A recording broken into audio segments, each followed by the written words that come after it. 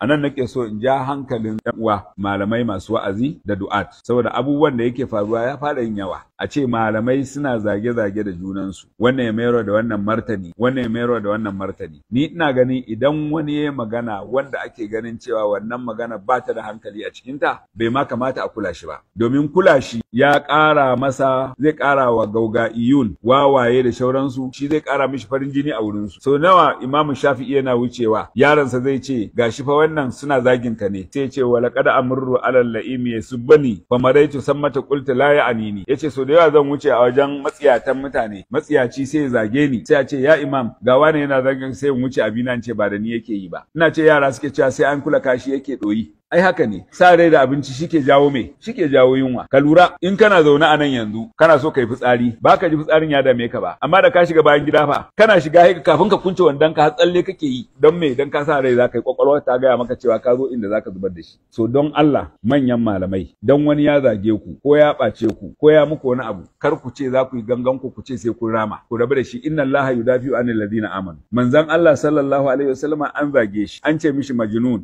an ce mishi sahiri, an ce mishi kazzab, ba siffar da ba a siffanta yi da shi ba. An ce mishi mashhur, in tattabi'una illa rajulan mashura, amma bai taba fishi ba dan a karan kanshi. So ina ganin lokaci yayi da akwai abubuwa na challenges da ya dame mu, wanda su suka dame mu, su ya kamata mu tsaya mu yi maganin su, ba irin wannan kananan abubuwan ba. Amma mutum yau ya zo yana maganan ana sake hannu ko ana dora hannu a dama, ko ana sallama ɗaya ko ana sallama biyu. Don Allah wannan shine abin da ya dame mu? To dan me za a zauna har a bata lokaci akan irin wannan? Duk mutumin da ya magana, idan magana yasasshiyar magana ne, kar ma ka bashi amsa. Shiru ma amsa ce, amma idan ka ba mutum amsa to shikenan ka shiga cikin rudani, zaka bata lokacinka akan ka. Yanzu kenan zamu daina da'awan mutane su shiga addinin musulunci, mutane su daina bid'a, mutane su da shikenan mu dinga mayar da martani wa junanmu. Shikenan rayuwar mu ta ƙare a mai da martani. Wannan ya kamata don Allah mu kiyaye da wannan. Inda so samu ne waɗanda suke so su yi wannan kawai su janye kawai, ba dan sun gajiya ba. Mu mun sani kowa yana da hujja, in suka zo za su faɗa. Muna a mazhabin Malikiya an sani da kai sallama ɗaya assalamu alaikum ka fita, kuma dukkan mazhabobin sun yarda in ka ce assalamu alaikum ka fita daga sallah.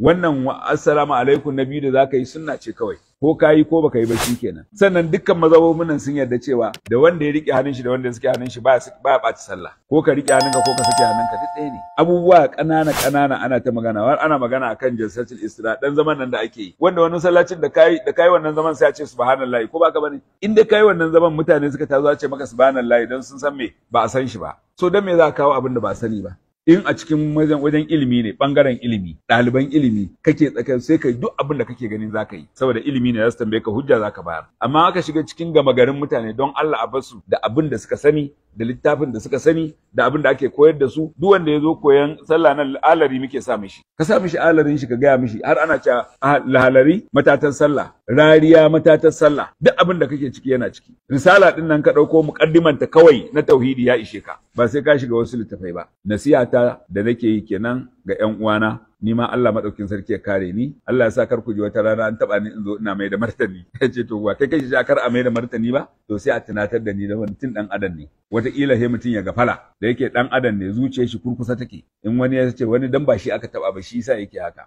So Allah ma ya sa kar a taba ni din. Sannan duk wanda ya taba dama mun riga mun faɗa. In dai mutuncin mu ka taba, ka zaga ko kai wani abu mun yafe. Ka je ka ci bulus, ka zage mu duk inda kake so ka zage mu, ka ci naman mu duk inda kake so ka ci naman mu. Mun yafe maka, ka je ka haƙura. Mu dai abin da muke so mu je Allah dai, in dai Allah ya yarda da mu shikenan. Saboda haka muna fata Allah ya sa magana ta amfana.